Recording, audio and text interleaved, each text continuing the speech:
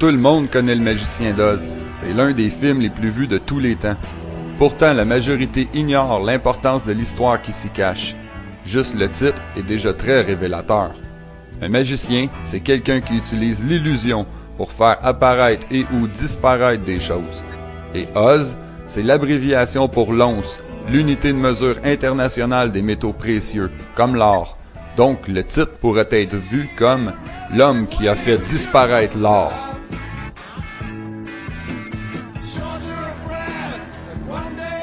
L'histoire initiale commence au Kansas, le centre géographique et le symbole du cœur de l'Amérique. La tornade qui arrive représente la confusion et la tourmente suite au crash boursier, suite au vol de l'or, suite à la faillite des Amériques, qui mena à la Grande Dépression. La tornade amène Dorothy et son chien Toto dans une nouvelle dimension artificielle, superposée à la terre ferme. Et Dorothée dit « Toto, j'ai l'impression que nous sommes plus au Kansas. » Toto, I have a feeling we're not in Kansas anymore. Et elle aurait pas pu mieux dire. Après la faillite, Kansas, le territoire physique, n'était plus Kansas, mais plutôt Kansas en lettres majuscules, un titre. Un lieu corporatif artificiel, issu de la faillite américaine, un territoire fédéral nouvellement établi et faisant partie de la zone de la réserve fédérale.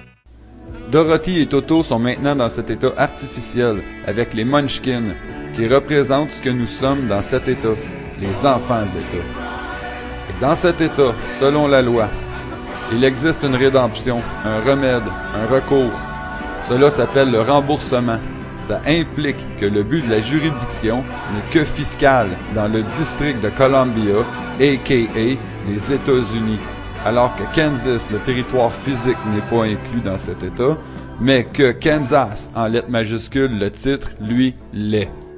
La première entité que Dorothy rencontre sur la route de Brique Jaune, c'est l'épouvantail, qui représente l'homme juridique de paille, le Legal Strawman, qui a été créé comme aspect artificiel d'homme pour des hommes anciennement souverains. L'homme juridique de paille a ou accorde le statut d'esclave de plantation sur les hommes et les femmes dont le corps est associé ou identifié à l'homme juridique de paille. Le terme juridique, strawman ou homme de paille, décrit la personne morale fictive créée conformément à la loi à sa naissance via l'inscription en majuscule sur le document de naissance, le certificat étant un document de titre, un instrument bancaire négociable. Et c'est avec l'homme de paille que les créanciers de la faillite américaine peuvent ainsi efficacement et légalement prendre pour leur propre bénéfice le travail, la créativité, les talents et la productivité des individus.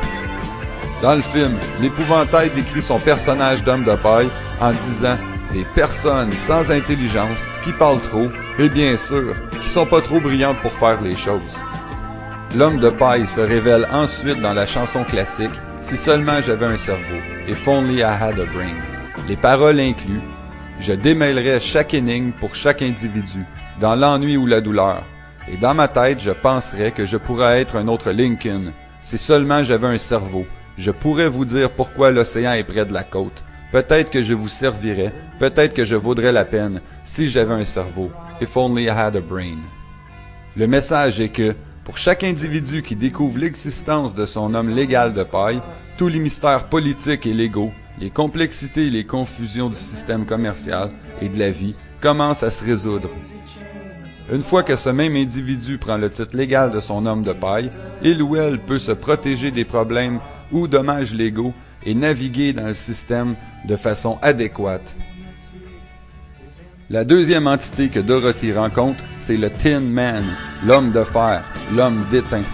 TIN, T-I-N, pour Tax Imposition Number, le numéro d'identification du contribuable. L'homme d'étain est un homme vide, en métal.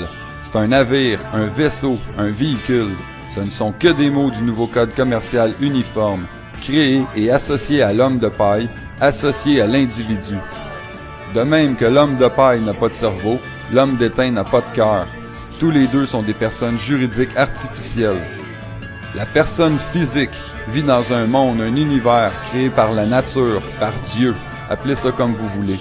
Tandis que la personne juridique artificielle vit dans un monde, un univers créé par l'homme, selon des lois humaines, pour le but des sociétés de gouvernement. L'homme sans cœur représente l'aspect mécanique et impitoyable du droit commercial. Il n'y a rien de personnel, c'est juste du business. L'homme d'étain porte aussi une hache, en anglais une axe. Pourquoi? La hache, l'axe, est un symbole traditionnel pour ce qui est au-dessus d'un roi. Dans ce cas, le droit commercial, c'est-à-dire que la réglementation corporative est au-dessus du souverain. En plus, l'axe, ça n'a pas une connotation très agréable.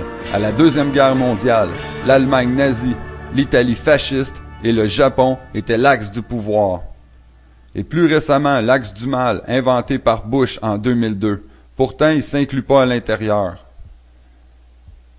Le symbole du fascisme, c'est le fasces, un paquet de tiges de bois avec une hache bandée au milieu, projetant la lame vers l'extérieur. Et on peut retrouver ces fasces, ces symboles du fascisme, sur le mur de fond, de chaque côté du podium, au Sénat des États-Unis d'Amérique. L'homme sans cœur dit à Dorothy, « J'ai soutenu cette hache pendant une éternité, et peut-être doit-il continuer de le faire. L'État doit maintenir l'axe. » Dorothée et ses deux entités fictives sont rejointes par le lion peureux. Connu comme le roi des animaux, c'est surprenant de le voir aussi lâche. Il représente les Américains, intrépides autrefois, qui avaient maintenant perdu leur courage. Le courage de dénoncer la faillite, le courage de dire aux créanciers qu'ils ne sont pas de la propriété, qu'ils ne peuvent pas être utilisés comme collatéral, comme garantie, comme nantissement pour les sommes d'argent prétendument dues. Bien sûr que de traiter avec le fisc a tendance à laisser la plupart dans un état de lâcheté, et c'est en grande partie dû aux mesures sans cœur, illogiques, aux actions impitoyables et stupides d'une organisation fonctionnant strictement et conformément aux lois du commerce.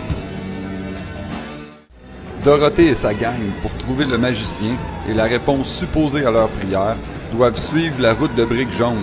Autrement dit, suivre la trace de l'or volé à l'Amérique et découvrir, en même temps, qui en profite. Il est important de se rappeler que dès le début du film, le magicien est représenté par un voyageur charlatan, le professeur Merveille, The Professor Marvel, que Dorothy avait d'abord rencontré quand elle s'est sauvée avec Toto. L'affiche du professeur prétend qu'il a été acclamé par les têtes couronnées d'Europe, passée, présente et future. Et c'est toute une revendication d'inclure le futur. Mais malheureusement, le temps leur donne raison. Les têtes couronnées d'Europe acclament toujours le magicien d'Oz.